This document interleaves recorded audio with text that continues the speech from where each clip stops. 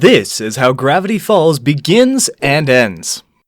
Most likely many of you will remember the series we are here to talk about today, as how could you forget the adventures of the two twins, Dipper and Mabel, who helped their uncle with his Mystery Shack cabin, which was filled with tricks to deceive and entertain visitors who arrived with eager to see supposedly supernatural things. The town is filled with supernatural and paranormal phenomena, and Dipper and Mabel uncover various mysteries and secrets as they explore the town and encounter its eccentric residents. Along the way, we are assisted by friends like Wendy, Soos, and Gruncle Stan himself, as well as hindered by enemies such as the evil demon, Bill Cipher. But despite this, they both knew that things were not right in this town, and that something very strange was happening. Something that becomes more evident episode after episode. Gravity Falls has received a lot of positive feedback for its combination of funny moments, suspenseful elements, and touching themes, as well as its well-crafted characters and complex fictional universe. The series has gained a devoted fan base and is regarded by numerous viewers as a contemporary masterpiece in the field of animation. This series is one of those that at first glance seems to be dedicated to a children's audience and is there solely to entertain the audience without any apparent story, when in reality it is completely far from this. The most interesting thing about this series is precisely what is behind it. Many years ago, long before our current era, at the beginning of everything, a huge amount of worlds began to be disrupted throughout all dimensions, filling them with life and different things in each one. Here is presented one of the most important characters in all of history, Bill Cipher, who originally belonged to a unique dimension that, according to his own words, was extremely boring. This made him wish his entire life to escape from there and go to another dimension. This endless desire to change his life became an obsession for him. He completely destroyed the entire dimension in which he was located, including killing his own family and all the inhabitants of that place. This shows that Bill is an extremely powerful and dangerous being, not only having destroyed his own dimension, but also eliminating the entire species he grew up with. After this, Bill managed to recruit an army of monsters, which instead of helping him, managed to escape to a nearby dimension and consume everything, until this dimension was completely in ruins. Of course, this made the other dimensions begin to fear Bill, to defend themselves from his possible arrival. This left Cipher completely trapped where he was again, unable to change dimensions since all of them had taken the necessary measures to prevent this world destroyer from entering. However, since Bill is not only a powerful character but also intelligent, he managed to sneak into a very weak dimension. Not in a physical way, but rather in a form of an illusion. He entered our dimension, where almost all the events of the series take place. This is how he began to make contact with the first humans he encountered, whom he would deceive with all his power to manipulate and use as he pleased. His goal was to make the inhabitants of this place help him create a portal to other dimensions through deceit and lies, so that he could enter less weak dimensions with his physical form and have all his power available. In his current state, he was simply an illusion. A powerful one, but still an illusion. However, Cipher's biggest problem was that the human race, in the time he found himself in, was not even developed enough to do such a thing. So Bill simply dedicated himself to doing bad things, like destroying the planet out of boredom. Over the years in our dimension, Bill ended up becoming a genius, which means that the Cipher is now much more dangerous than it already was before. However, many millions of years ago, a UFO crashed into Earth, creating a valley in a place that would be called Gravity Falls. After a long time, when people were already living in the area, they had to abandon their homes and leave this valley because it seemed to be possessed, meaning that strange things were happening. But not only that, the people living in this place had to face Cipher, and while they couldn't defeat him due to his immense power, they discovered how to do it, leaving many clues in various places. 1842 is the year in which the town of Gravity Falls was founded and named after the closure of Lord Quinton Tremblay, which was hidden from all the citizens of the town because its origin was quite embarrassing. Tremblay was the 8th president of the United States, whom they thought was not quite right in the head since he spent his time telling incredible stories as if they were true, such as giant spiders, countless paranormal events, and other things that people did not believe, in addition to having some quite questionable attitudes. But guess what? what Tremblay told was actually true. And although it was true that this former president lacked some screws in the head and passed on the truth no matter how incredible it seemed to people, once the true founder of the town disappeared, they decided to hide all this due to the embarrassment Tremblay caused them and replaced him with another supposed president, surnamed Northwest. However, it turns out that Tremblay was much smarter than he looked, with that face and all, as he had managed to stay alive from that distant 1842 until the present day, preserving himself in peanut butter cream to then wake up in the future. A genius. Some years after the formation of Gravity Falls, several strange events began to occur.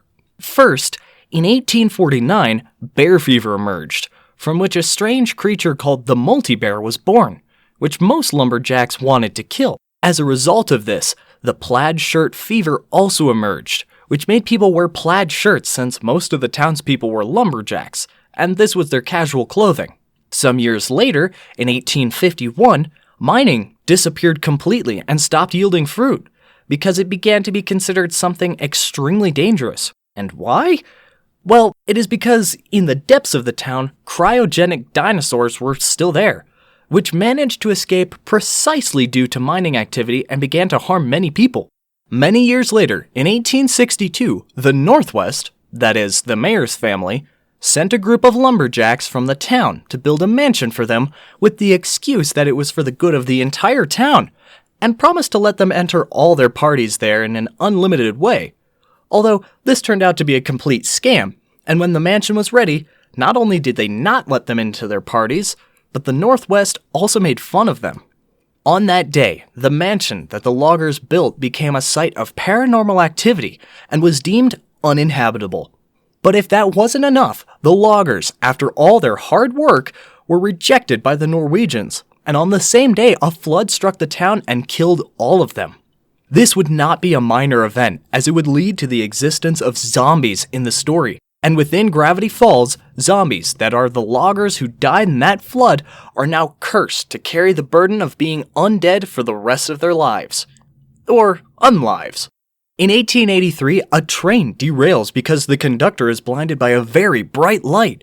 Later on, we learn that this light that blinded the conductor was actually a time traveler named Blendon Blandon, who was traveling between eras to escape the Time Anomaly Authority and the safety of space-time.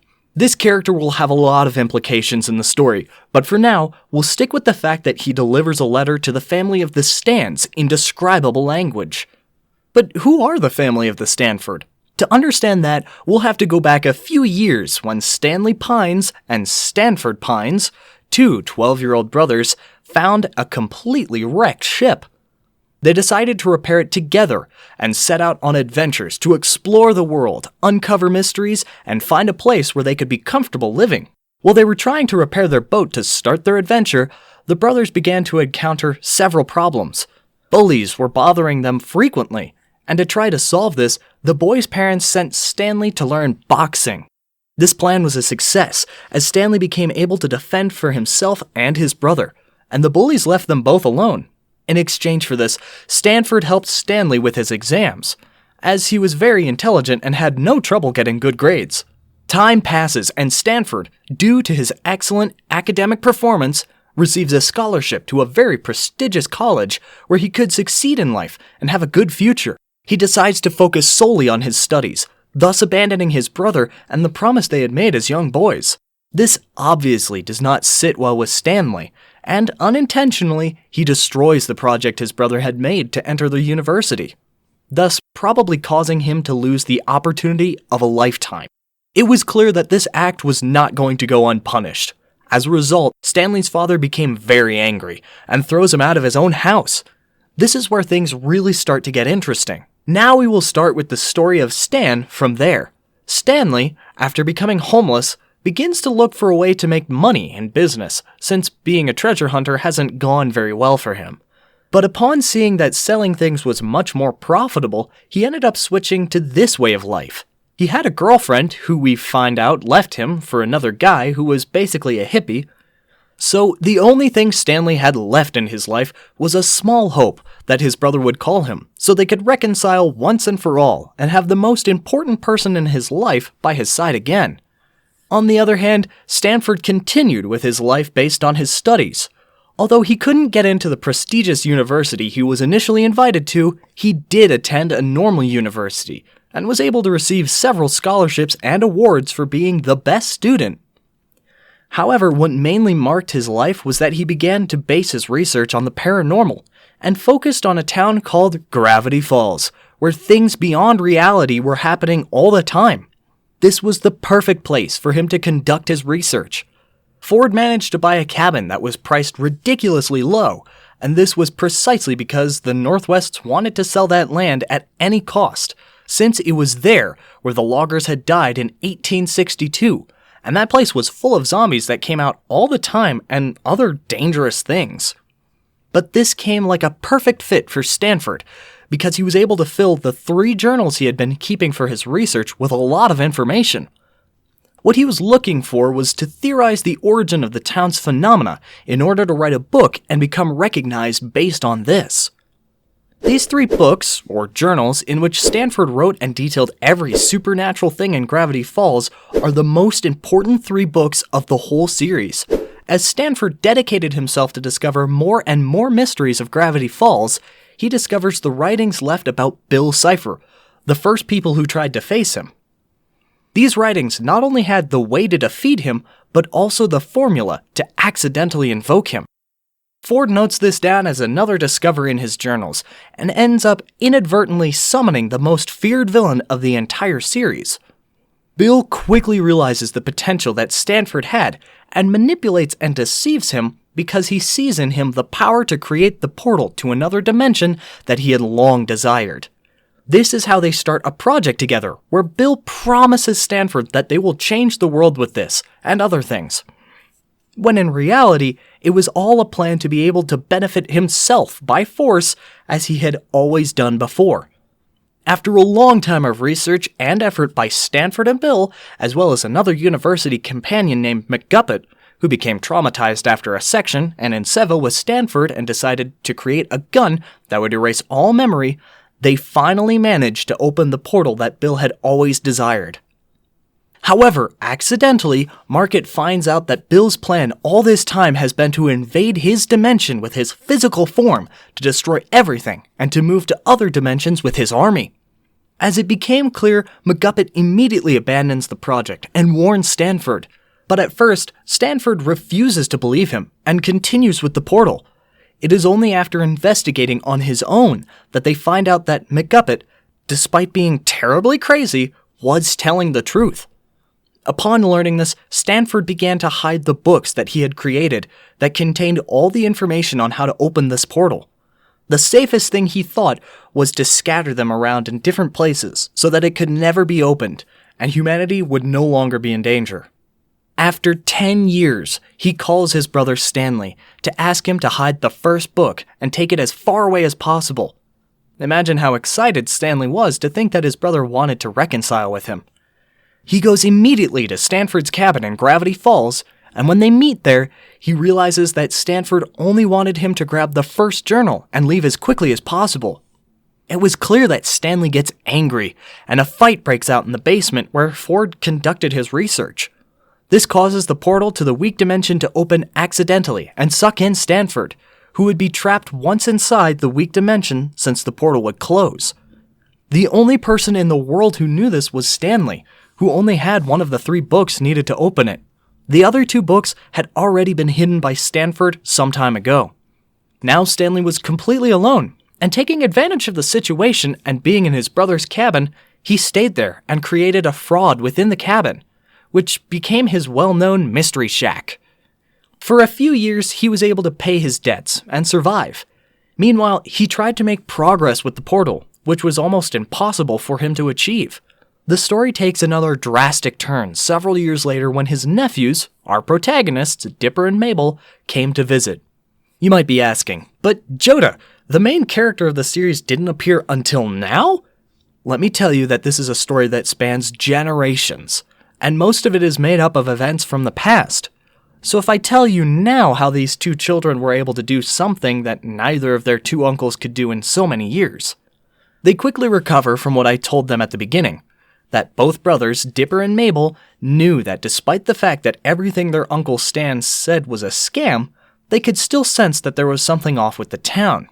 Throughout the episodes of this series, our protagonists venture through the paranormal events that surround Gravity Falls, discovering many things on their own. Among the things they discover together are the 2 missing books that were needed to free Stanford. Obviously, when Stan found out about this, the 3 of them got to work, stole all the necessary elements, and brought Stanford back to the dimension after many years. This is when we learn about everything that Stanford had experienced. He survived by wandering through dimensions, stealing and acquiring various important objects and making the most of them, mainly motivated by finding the weakness of the dimensional destroyer Bill Cipher. In these dimensions, he discovered that he could finally end him once and for all with a quantum destabilizer, which he created with the help of others throughout the dimensions. Once he had it ready, he returned to the weak reality to kill him with his destabilizer. The problem was that he used up all his energy on the weak army, so he was unable to eliminate his main target. After that, the portal opened to return to the Earth dimension thanks to Dipper, Mabel, and their uncle. Let's fast forward a few months where Mabel and Stanley continue with their normal lives, while Dipper and Stanford began to bond much better due to their similarities.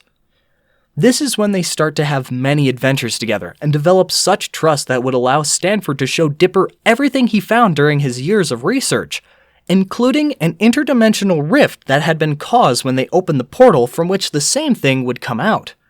However, not everything was so nice, since during that time, alongside their adventures, they were trying to protect themselves from Bill and any type of attack.